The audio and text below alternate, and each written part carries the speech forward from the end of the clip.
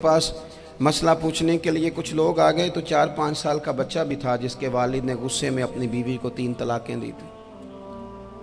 तो छोटा सा बच्चा, कपड़े भी फटे पुराने, और हालत बता रही थी कि गरीबी है।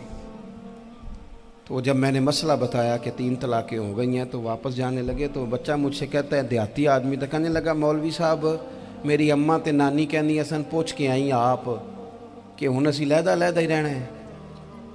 तो उस बच्चे की नौनिहाल की वो कैफियत देखी तो मैं रो पड़ा। मैंने कहा यार, ये बच्चा बेचारा माँ बाप के होते हुए ये यतीमों जैसी ज़िंदगी गुजारेगा क्योंकि बाप ने तलाक दे दी। किस तरह मसाइल नहीं बताए लोगों को, तालीम से आगाही नहीं किया।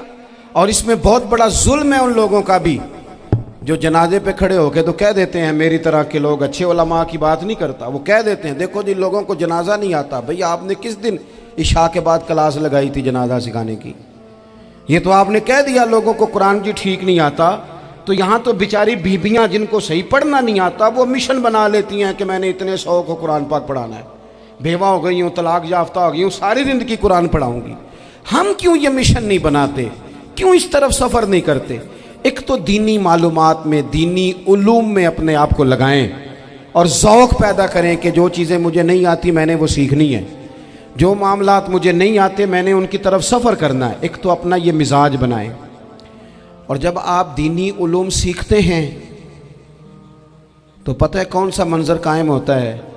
मंज़र वो बनता है कि हज़रत अबू हुरैरा भी दीन सीखा करते थे, हज़रत अब्दुल्ला इब्ने उमर भी असहाबे सुफ़ा में रहा करते थे, हज़रत अनस बिन मालिक भी रहा करते थे।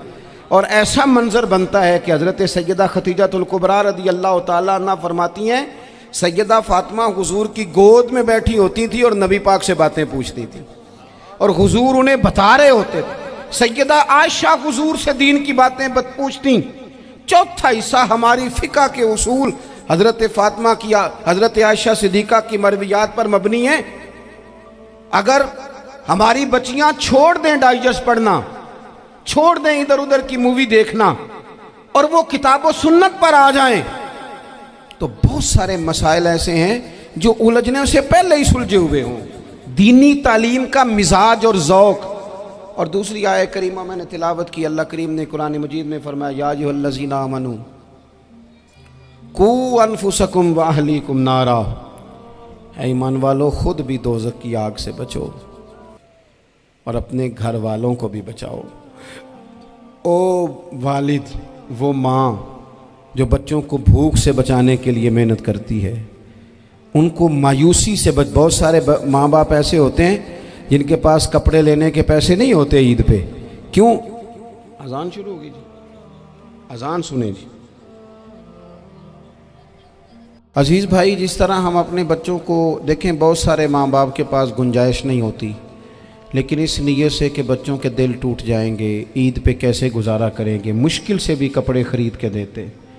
इस तरह हम अपने बच्चों को भूख से, प्यास से, मायूसी से बचाते हैं। इस तरह हमारे रब ने हमारे ज़िम्मे लगाया है कि तुम अपने बच्चों को कोशिश करो दोज़ख की आग से बचाने की। हज़रत उमर फ़ारूक रज़ी अल्लाह तआला अन्हु ने अर्ज़ किया था, या रसूल अल्लाह सल्लल्लाहु तआला अलैहि वसल्लम, इस आया करीमा का माना क्या है? तो महबूब करीम अलैहिस्सलाम ने फरमाया, उमर, जिन चीज़ों का अल्लाह तुम्हें हुक्म देता है तुम अपने घर वालों को उन चीज़ों का हुक्म दो। जिन चीज़ों से रब रसूल तुम्हें मना करते हैं अपने घर वालों को उनसे रोको। अपने घर के अंदर निफाज़े दीन करने की कोशिश करो। मेरे भाई, बहुत ज़्यादा आजमाइश है हमारे घरों में, बेचैनियाँ हैं, इज़्तिराब है, बच्चों में सख्ती है, बहन भाई एक दूसरे के साथ लड़ते हैं, मिजाजों में तलखी आ गई। क्यों भला? इसलिए कि माँ बाप को जो बेहतरीन किरदार और जो हसीन तरीका घर में अपनाना चाहिए था, बच्चे तकरीर बाहर से सुनते हैं लेकिन वो फॉलो अपने माँ बाप को करते हैं। अगर माँ बाप में हौसला हो, सब्र हो, इत्मीनान हो, खुददारी हो, थोड़े पर गुजारा करने का मिजाज हो। देखें ना, आज डिप्रेशन है, टेंशन है, पैनिक्स अटैक्स हैं, बड़ी सारी चीज़ें आ गई हैं। क्यों भला? सब्र नहीं, तहम्मुल नहीं, बुर्दबारी नहीं। आजमाए। एक दिन एक बच्चा मेरे पास आ गया मदरसे का और आके वो रोने लगा। मेरे घर वाले कहने लगे खाना छोड़ दें, पहले इसकी बात सुन ले। मैंने कहा पुत्र क्या हुआ, किसी ने मारा है किसी उस्ताद ने? कहने लगे नहीं हजरत, घर फ़ोन किया था तो मेरी अम्मा और अब्बा की लड़ाई हो रही है। बच्चा कांप रहा है, टांगे कांप रही हैं। मैंने कहा क्या हो क्या गया तुम्हें पुत्र, लड़ाई हो रही है तो घरों में हो ही जाती है। कहने लगे नहीं आपको पता नहीं, वो बड़ा सख्त लड़ते हैं। मेरे वालिद जब मेरी वालदा को मारने के लिए आगे बढ़ते हैं तो हम सारे चारपाइयों के नीचे छुप जाते हैं, हमें खौफ आता है, वो मंजर खतरनाक होता है। ये कौन तकलीफ दे रहा है अपने बच्चों को? यहाँ बैठे हमारे यहाँ मीलों दूर रहते थे उसके घर वाले, तो वो तकलीफ में था, तो घर में क्या कैफियत होगी? अगर हौसला हो, सब्र हो, कनात हो, अल्लाह के दिए हुए थोड़े रिस्क पर हमें राजी रहना आता हो, हमारे घरों में सुकून आए, इत्मीनान आए, हम जो ज़िंदगी बड़ी खुशी खुशी गुजार सकते हैं। हमारे मिजाजों का लालच, हमारी तबीयतों की बेराह रवी, हमारी झूठी अना का बुत, उन सारी चीज़ों को ख़त्म कर देता है।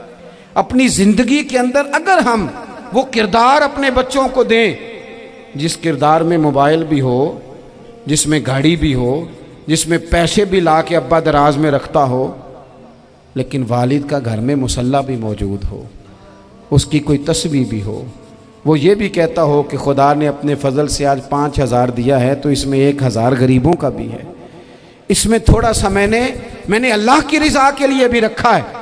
अगर कोई मुश्किल आ जाए तो वो बाप और माँ को सब्र करता हुआ देखते हो। अगर एक बाप कर बात करे तो दूसरा बर्दाश्त करता हो। खुदारा अपनी औलादों को इस अजियत का शिकार न करो। अपने घरों के अंदर वो खुददारी, वो प्यार, वो वक़ार, वो मोहब्बत, वो अंदाज।